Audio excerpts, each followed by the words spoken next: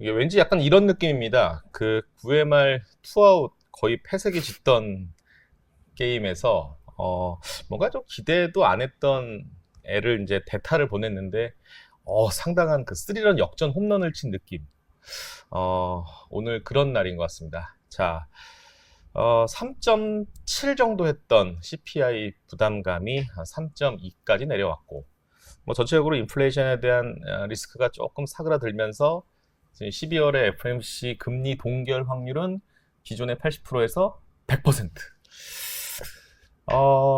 참 대단한 시장입니다. 그리고 또 셧다운에 대한 그 하원 또 타결이 돼가지고 일단 셧다운 리스크는 일단은 모면한 상태인 거고, 또 오늘이 이제 녹화거든요. 내일 이제 방송이 나갈 것 같은데, 오늘 또 미국과 중국 간에 회동이 있죠. 약간 좀 해빙 모드 분위기가 있어서 자, 좋아요. 미국장 좋아요. 불같은 미국장 좋은데 과연 이것도 좀 걱정되는 게 뭐냐면 한국이 그걸 따라올 수 있을까에 대한 좀 걱정도 좀 있는 부분입니다.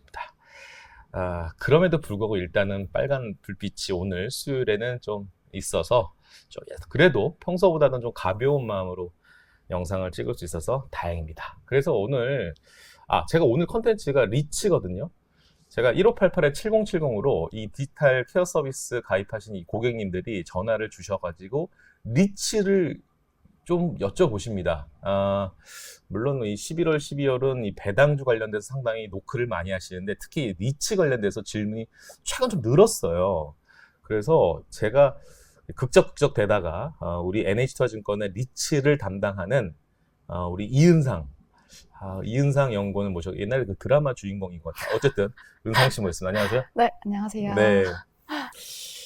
자, 국내 리츠. 리츠를 언제부터 커버리지를 하신 거죠? 올해 4월부터 올해 시작했습니다. 4월부터? 네. 참 그 험난한 시기에 건설과 함께 리츠 상당히 힘들었던 그런 계절을 계속 경험하고 계시는데 어떤 느낌이세요? 이제 4월 힘든 시기에 이제 들어오셨는 이입을 하셨는데 네. 어떤 느낌이에요? 내 섹터가 어떻게 될 것 같아요? 물론 내년 전망 자료도 내셨지만. 네. 사실 제가 그 4월 자료 준비를 작년 10월부터 준비를 했거든요. 네. 근데 그때 한창 레고랜드 사태 터지고 금리 이제 막 오르는 그런 시점에 자료 준비를 했는데 네. 사실 4월만 해도 하반기 이후에는 어느 정도 금리가 잡힐 거라고 생각을 했었고 또 좀 희망찬 마음으로 자료를 준비를 했었죠. 네. 근데 뭐 여름 지나고 3분기 때 또 금리가 많이 오르고 했었어가지고 내내 힘들긴 했습니다. 레고랜드 때는 어떻게 보면 무너진 뚝을 어쨌든 빨리빨리 막으려고 해서 유동성이 투입돼서 시장은 오히려 빠르게 좀 회복됐다라는 표현이 맞을지 모르겠지만 다시 유동성 장이 나오면서 네. 생각보다는 시장이 그래도 숨통을 트였던 상황이었는데 방금 네. 이제 은상 씨가 얘기했던 금리에 대한 부담은 여전히 시장의 유동성 힘을 아예 억누르는 그런 상황이 이어져 있습니다. 차트 한번 보여드릴게요. 느낌만 좀 파악을 해보세요. 이게 신한 알파 리츠의 차트입니다. 이 유튜브의 어떤 그 인싸들이 이런 리츠 관련된 컨텐츠를 안 다루는 게 뭐냐면 이게 차트 주식으로 접근하는 그런 종목이 아니거든요. 그래서 뭐 강하게 뭐 드라이브 매수 시그널을 이렇게 보내지는 않더라고요. 그래서 아마 이 영상은 리츠 관련돼서 투자 니즈가 있으신 분들은 좋은 영상이 되지 않을까 싶습니다. 참 재미없죠? 그 다음에 NH 오런 리츠 차트 보시면 아실 겁니다. 뭐 삼성 FN 리츠 뭐야 이거? 네, 웃음이 날 정도입니다. 이런 차트예요. SK 리츠 뭐 최근에 좀 약간 노이즈가 있는 네. 미래에서 글로벌 리츠도 상당히 주가가 뭐 저렴하다고 판단할 근거가 있을지 모르겠지만 상당히 주가가 재미없다. 그래서 화면 좀 바꿔주시고요. 이 리츠를 투자하시는 사람들에 대한 목표, 어떤 동기부여는 어떤 것들 보고 들어오는 거예요? 어쨌거나 이 리츠라는 투자 상품 자체가 장기적인 관점에서 배당을 안정적으로 이렇게 좀 지급받을 수 있는 그런 속성이 있기 때문에 사실 저는 그래서 좀 장기적인 관점에서 접근하실 때에는 계속해서 배당을 우상향해가면서 네. 안정적으로 성장시킬 수 있는 종목들을 보자고 말씀을 드리고 있거든요. 근데 사실 뭐 작년과 올해 같은 경우에는 뭐 예. 금리 노이즈가 워낙 셌기 때문에 네. 당장 주가를 결정짓는 요인은 결국 자금 조달 이슈였거든요. 그래서 뭐 차입금을 재조달을 해야 된다거나 아니면 혹은 저희 본인들이 그 투자 수익률을 높이기 위해서 자산 편입을 위해서 유상증자를 어쩔 수 없이 끌어와야 하는 그런 종목들이 많았는데 그런 종목들을 어쩔 수 없이 좀 주가에 부정적으로 작용하긴 했었죠. 예.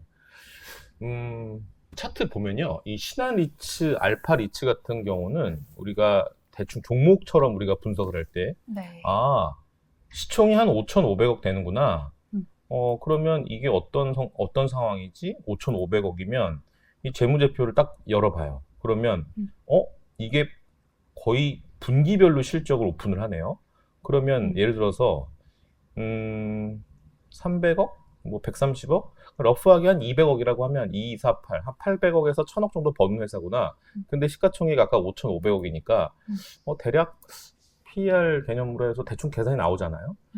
저렴하네. 뭐 건설주처럼 저렴하네. 이렇게 볼 수 있는데 그런 개념이 아니로 다른 개념으로 접근을 해야 되거든요. 그래서 오늘 이은상 연구원님이 리츠에 관련된 전망과 리츠 투자에 하실 때 좀 체크를 좀 해야 될 리스트들 좀 장표로 정리를 하셨기 때문에 은상 씨가 2024년 국내 리츠에 대한 전망 자료를 우리 고객향 워딩으로 좀 쉽게 풀어서 네. 설명을 요청드리겠습니다. 시작하시죠. 네, 그 자료를 한번 띄워주시면요. 네.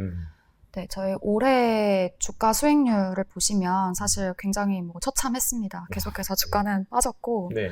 상위 시총 상위 10개 종목을 좀 살펴보시면 결국에 이 주가 희비를 갈랐던 요인은 자금 조달 이슈랑 보유자산의 투자 센티였거든요. 네. 그래서 실제로 굉장히 이제 주가가 많이 빠졌던 SK나 롯데 같은 경우에는 이제 유상증자나 리파이낸싱 이슈가 있었고, 이제 리파이낸싱이라고 하면 차입금을 재조달하는 것을 좀 의미를 한다고 이해해 주시면 될 것 같습니다. 네.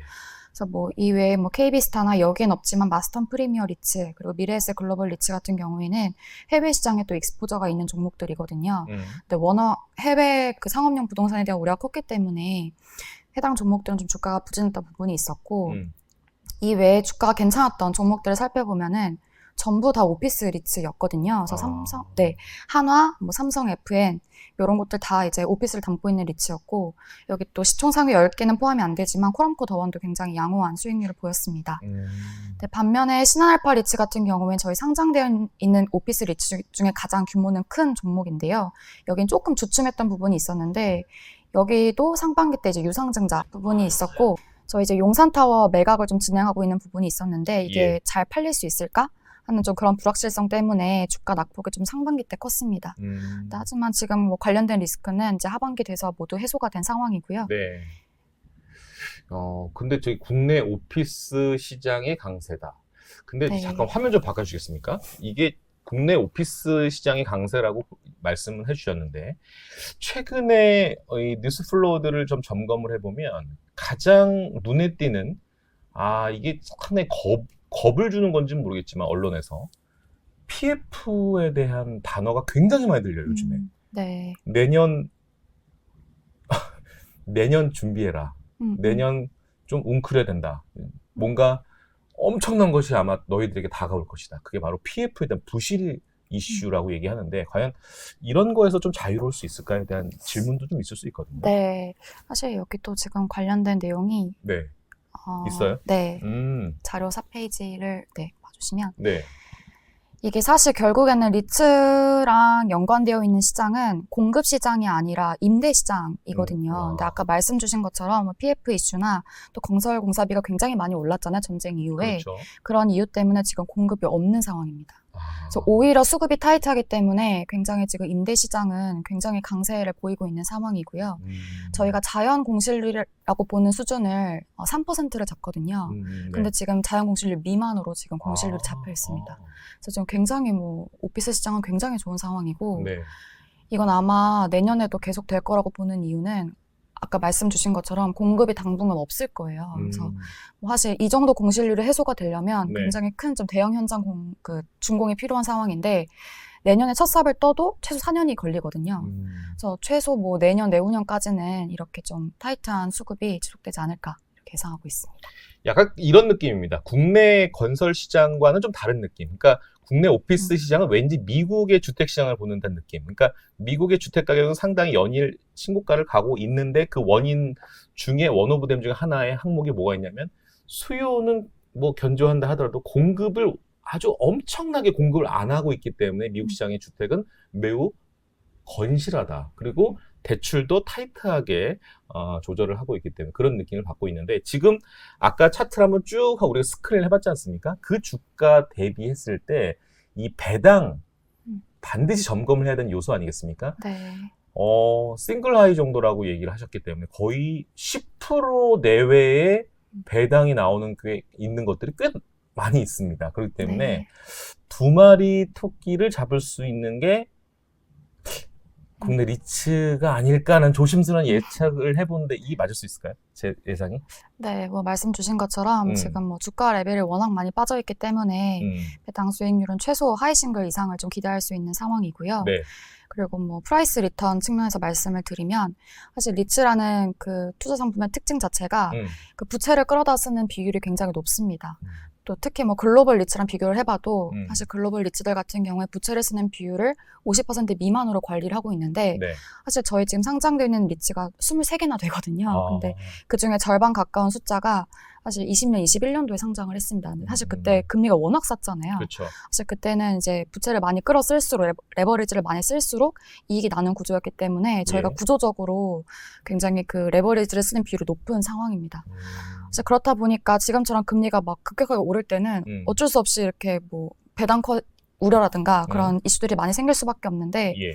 이 금리 하락 시그널만 잡히면 예. 사실 주가는 충분히 반등할 수 있는 여지가 있다라고 생각이 들거든요. 왜냐하면 가장 큰 변수가 금리이기 때문에 그렇죠. 그 부분만 좀 리스크가 해소가 되면 주가도 충분히 반등할 수 있을 거라고 보고 있습니다.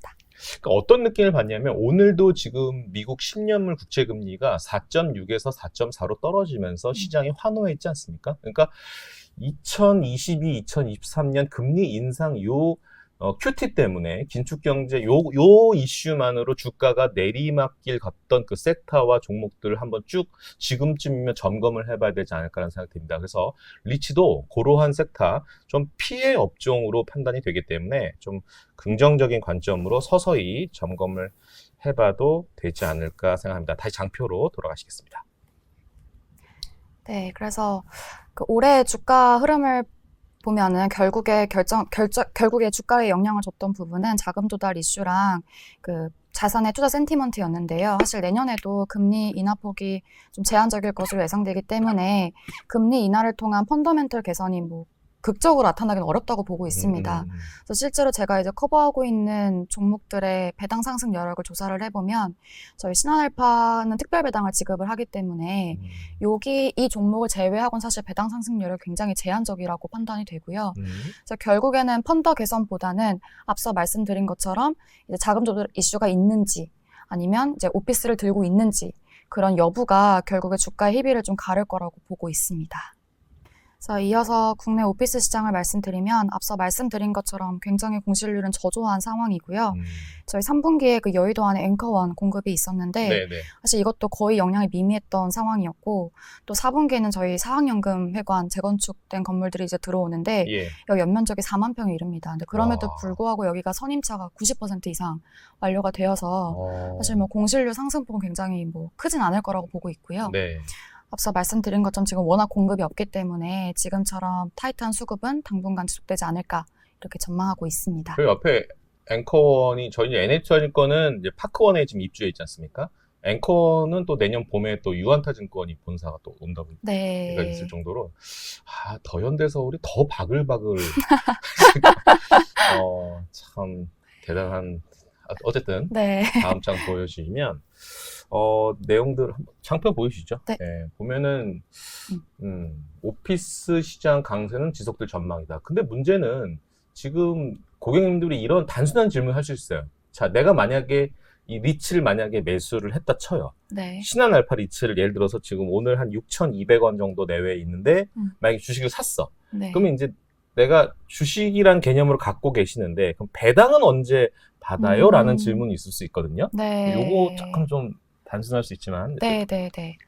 사실 대부분의 리츠들이 반기 배당을 실시를 하고 있고요. 네. 일부 리츠들은 또 분기 배당도 실시하고 있습니다. 그래서 대표적인 종목으로 SK 리츠가 있고요. 그리고 사실 결산월이 다 다르거든요. 다 달라요? 이게 왜냐면 본인들의 경쟁력이라고 생각하는 이유가 뭐 ETF 이런 것에 편입을 할 때 예. 월 배당 구조를 만들 때 용이하게 하기 위해서 네. 좀 엇갈려서 결산월을 짜는 경우들이 많아요. 그래서 지금 상장되어 있는 리츠들만으로 1월부터 12월까지 결산월은 모두 채울 수 있는 상황이고요. 뭐 신한알파를 말씀드리면 신한알파는 3월, 9월에 결산을 하고 있고 3월 말일까지만 보유하고 계시면 예. 3월에 해당하는 이제 배당을 받으실 수 있습니다. 지금 서울 오피스는 타이트한 수급이 뭐 계속 이어질 것이다라고 전망을 하고 계시는데 글로벌 오피스 시장도 거의 대한민국이랑 대동소이한 상황인가요, 지금?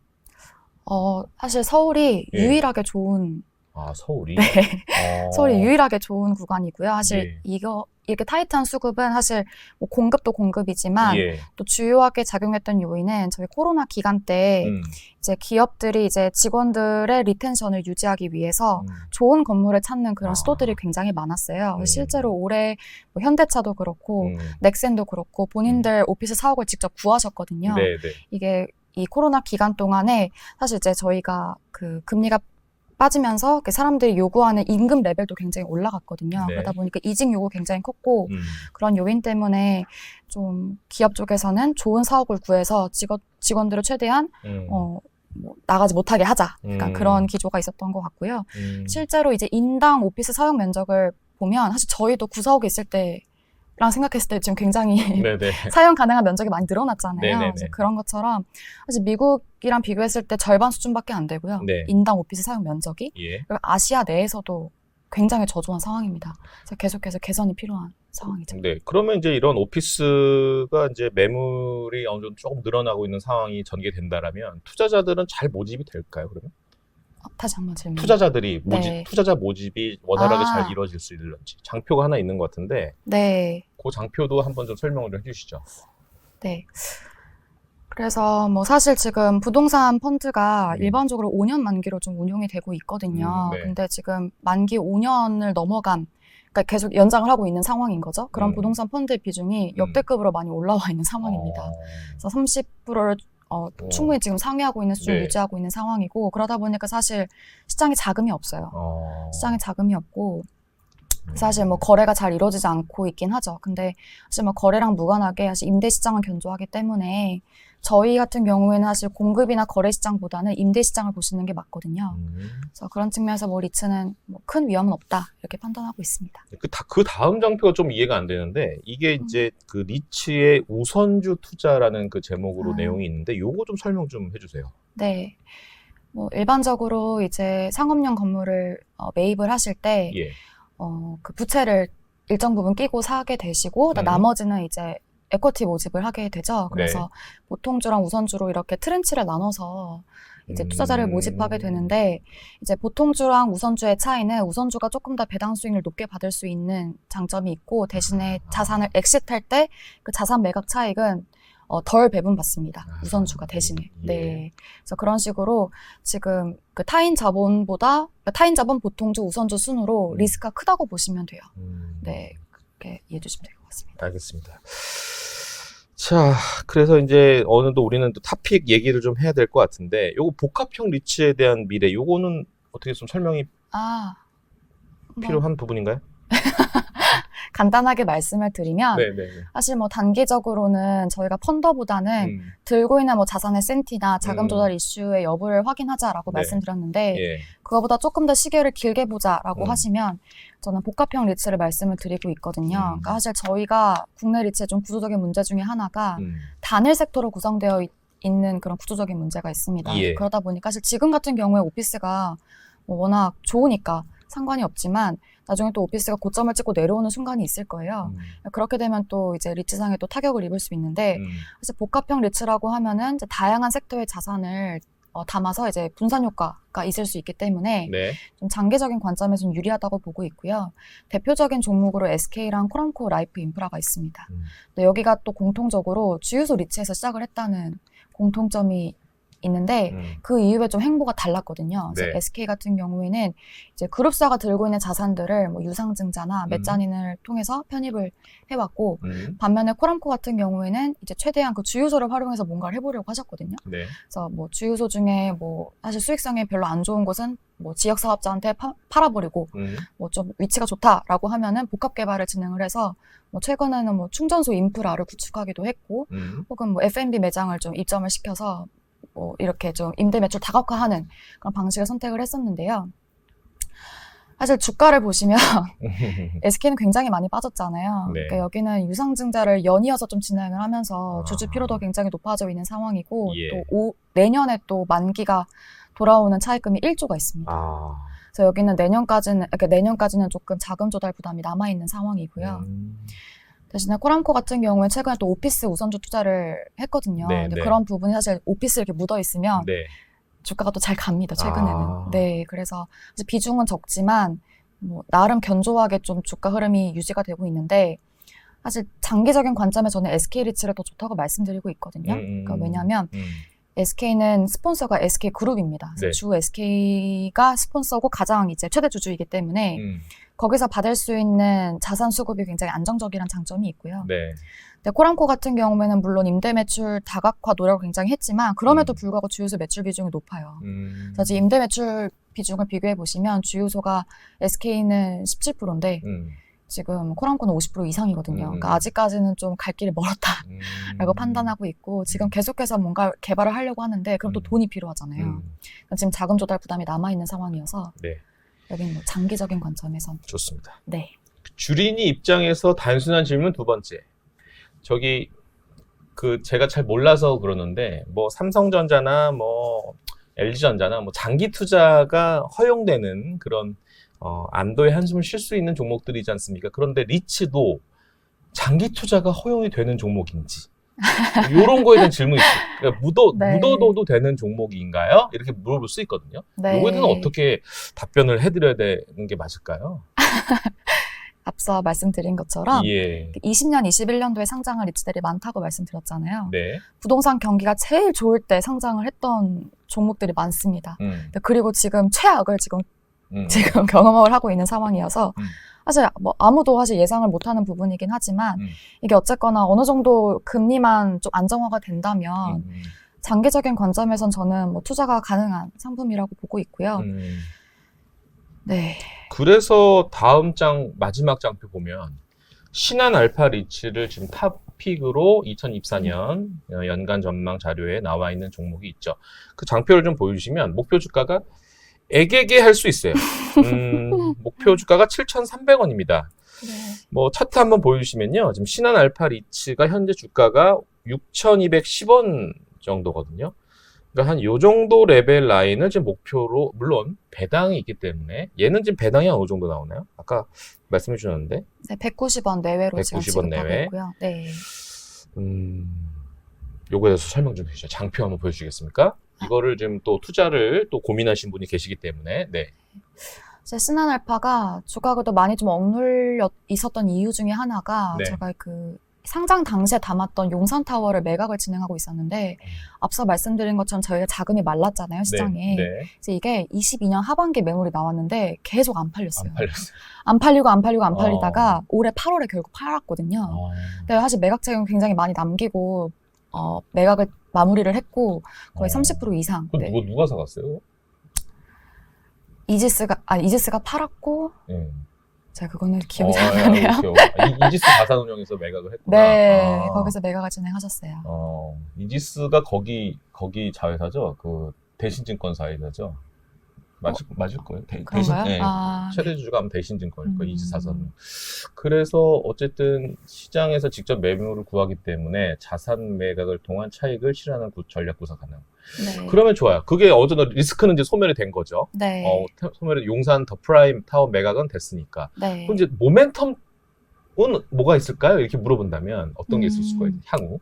그러니까 뭐 배당 측면에서 말씀을 드리면 이게 자리치를 그러니까 저희가 모자 구조라고 해서 모리치 밑에 자리치를 두고 그 아래에다가 이제 개별 자산을 담는 형태가 되거든요.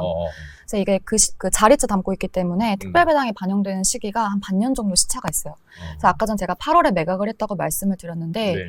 이게 그 자리치 쪽에 반영되는 시점은 이제 4분기에 반영이 되고 모리치에 반영되는 시점은 내년 3월입니다. 그래서 내년 3월 말일까지 보유하고 계시면 특별배당 450원을 좀 받을 수 있는 종목이고요.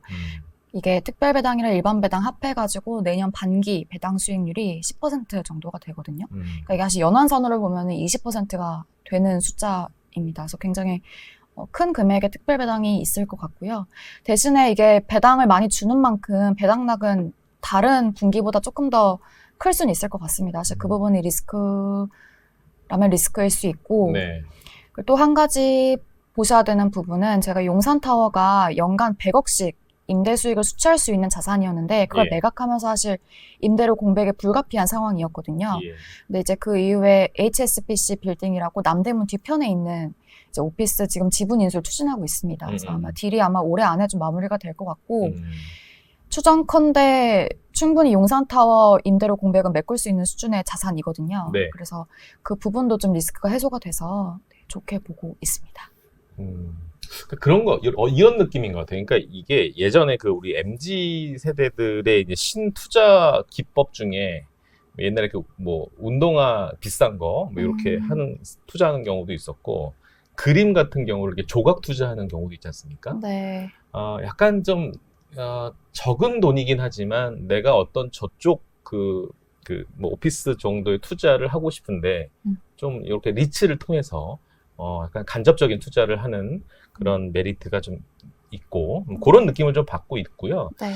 지금 어떤 느낌이냐면 리츠를 통해서 초대박은 나타날 수는 없겠으나 좀 큰 자금의 좀 안정적인 지금 뭐 더 이상 악재가 터질 게 있을까 물론 리츠별로는 상황이 다르긴 하지만 전체 리츠 숲을 봤을 때는 이쯤 터졌으면 됐어. 이 정도면 뭐 잃을 것보다 얻을 게 더 많은 그런 상황이 아닌가라는 생각이 들어서 제가 저번 그 컨텐츠에서 이제 루저들의 반란이 나올 수 있을까요라는 주제별로 계속 이제 종목 섹터들을 이제 내보낼 건데 리츠도 약간 그런 성격이 있었던 것 중에 하나였기 때문에 오늘 리츠에 대해서 여쭤봤고 또 컨텐츠를 좀 구성을 해봤습니다. 그리고 또 이 디지털 고객님들이 이런 저희 어드바이저들 잘 모르는 그 주제에 대해서 좀 질문을 좀 하시거든요. 그래서 일단 어설프게 얘기하는 것보다는 이게 인덱스하게 이제